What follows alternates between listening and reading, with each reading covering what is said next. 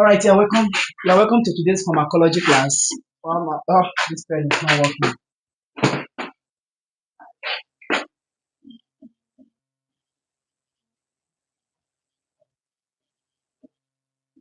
And we'll be discussing about the classification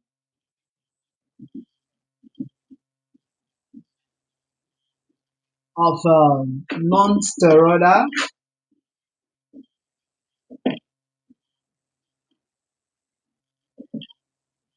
anti-inflammatory, anti-inflammatory drugs, which is called NSAID. I will be giving you the best classification that you can ever find in any textbook. It's very, I am not sure if you can find this in any textbook, but trust me, the simplest classification of NSAID. Why I'm making this video was because there was a time I went to a pharmacy. You don't ask me what I went there to get. I went to the pharmacy and coincidentally I met a lady who said she has been taking diclofenac 50 mg for a very long time for the pain that she's having. And she said that this diclofenac is not helping her anymore. That she needs a stronger, she don't mind the price, but a very powerful pain relief. You know, we have done the classification of pain relief in our previous video. Maybe I will leave a link to that video. So because she said she need that, the next thing I saw was the person in charge, the pharmacy attendant, went straight and brought Celecoxib 200 milligrams, thinking that this Celecoxib is more potent than diclofenac, of which I look at it, I said, okay, we really need to make videos so that people will know how these drugs work. So you know when to use this and when to use their difference, the difference between these two. So let's not waste much time talking stories. Let's dive into it immediately. First of all, there are about four classes of non-steroidal anti-inflammatory drugs. There are four classes um, under this classification. So the first one is the traditional NSAID, which is called the non-selective, non-selective COX inhibitors. That's traditional NSAID.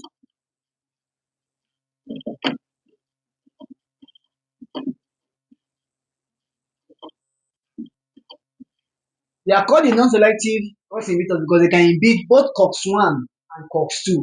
Although I was reading a textbook where it was mentioning about that we have COX-1, COX-2, COX-3, and COX-4.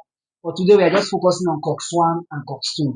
So under this class, we also have 6 classes under them, which we have as number 1, we have the salicylate. Salicylate. The prototype of this drug is aspirin. We have B, the propionic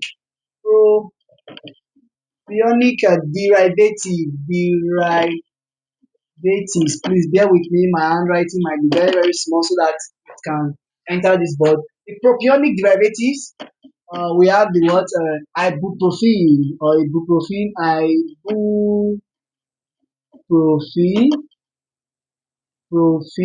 ibuprofen. We have the naproxen. We also have the ketoprofen. Also we have the C, which is the phenamate. Another this phenamate, we are talking about the mefenamic acid. Mefenamic acid. We have the mefenamic acid. Then D, we have the enolic acid derivatives. Yeah, let's just do like that. Enolic acid derivatives. Under this enolic acid derivative, there we have the perosicam. Many ladies are fond of abusing this perosicam during their menstrual period. So this is what we call the popular fervin, that red one. That's perosicam. We also have tenosicam under this class. Not sorry, tenosicam. Then the enolic acid derivative, we have ABCDE, acetic acid, acetic acid derivatives. Under the acetic acid derivative, this is where we have your popular indomethacin. This is the indomethacin.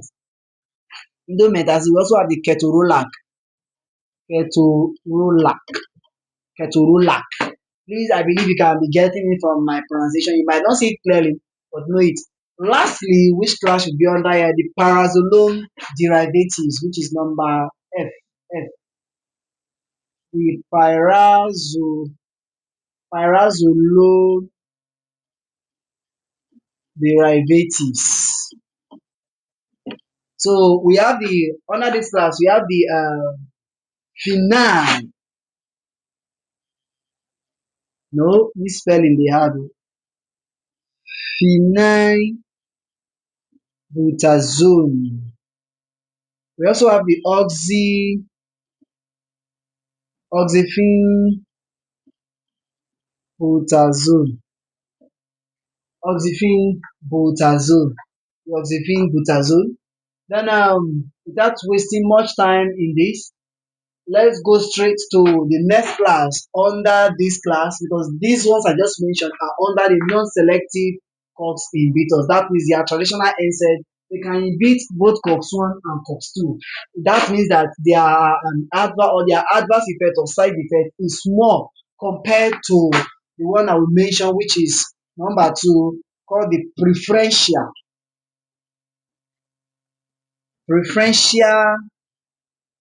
COX-2 inhibitors. Not that these preferential COX inhibitors cannot inhibit COX-1 and COX-2, but they prefer to inhibit COX-2. And examples under this class, we have the prototype which is diclofenac. That's why you're hearing diclofenac everywhere because of its good work. Diclofenac, we have the aceclofenac,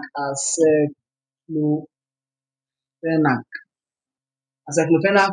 Then I think we also have one called etodolac. Don't know if I'm pronouncing it correctly, but it's etodolac. These classes or these drugs, they prefer to inhibit COX-2. They can also inhibit COX-1 if they want, but they have more affinity. I believe you understand the concept of affinity. They have more affinity for what? COX-2. Then, without wasting much time, let's go straight to the third class, which is selective COX-2 inhibitors. I don't know if this thing camera can see it. The selective COX-2 inhibitors, they just go straight to cyclooxygenase 2 enzyme. They have no business with COX-1. So examples of this class is selecosib, selecosibs,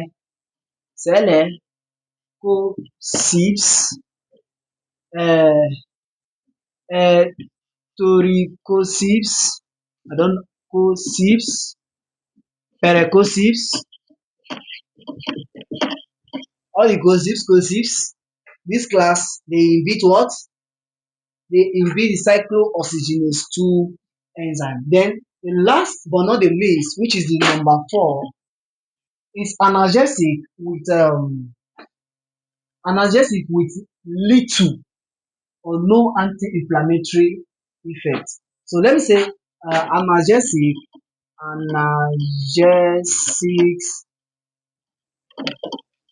with poor It's poor. Poor what? Poor anti-inflammatory. Anti what? Inflammatory effects. It's okay like that. Or action. So under this class, this is where we have the under this class we have the para paraminophenol. That's paracetamol. Eh? Paraaminophenols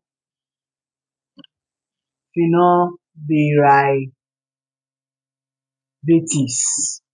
Paraaminophenols derivatives, that's the paracetamol.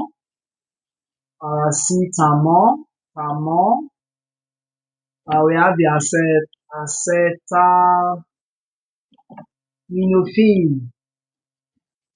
acetaminophen. I remove the A, I think it's acetaminophen. So number two, which is the B,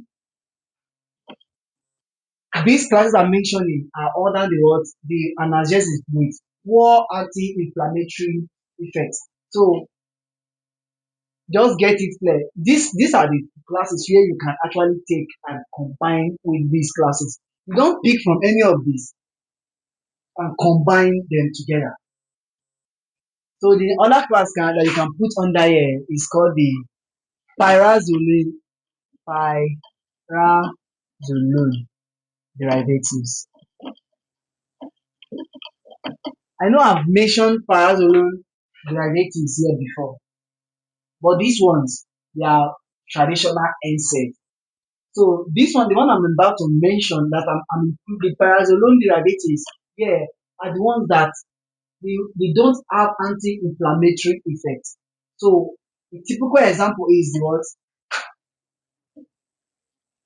Metronidazole. Then lastly is the benzazosine. Benza, benzazosine derivatives. Please, if you like this video or more educational videos like this, please share this video to your colleagues so that they will learn. And this prescription of two NSAIDs, which is not good. They should learn it and they should not combine it. Do not combine this preferential COX-2 inhibitors with the non-selective COX-2 inhibitors. Or do not, sometimes I've seen people combining, even under this class now, we have the mefenamic acid, mefenamic, no, sorry, meloxicam, sorry. Under this class, we have the meloxicam,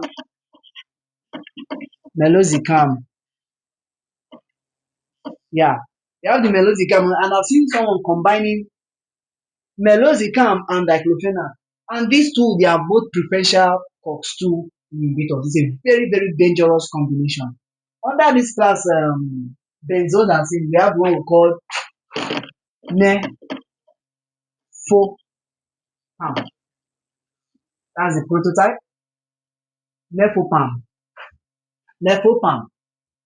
I believe you can hear me, so you can see what I wrote there. So please, this is a proper way to classify NSAID. This video is for educational, oh my god, educational purpose, so that you know how to use drugs, not for you to go and be prescribing drug yourself, but you should know how to use drugs. If they give you drug,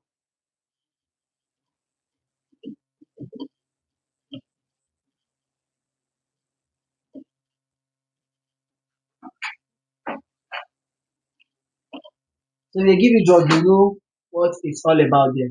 If you like this video, please don't forget to like, share, drop your comment in the comment section. If you have any option or anything you think I did not do well in the video, please comment and follow the Celebrity Pharmacologist for more drug details, more drug classification, and more drug information.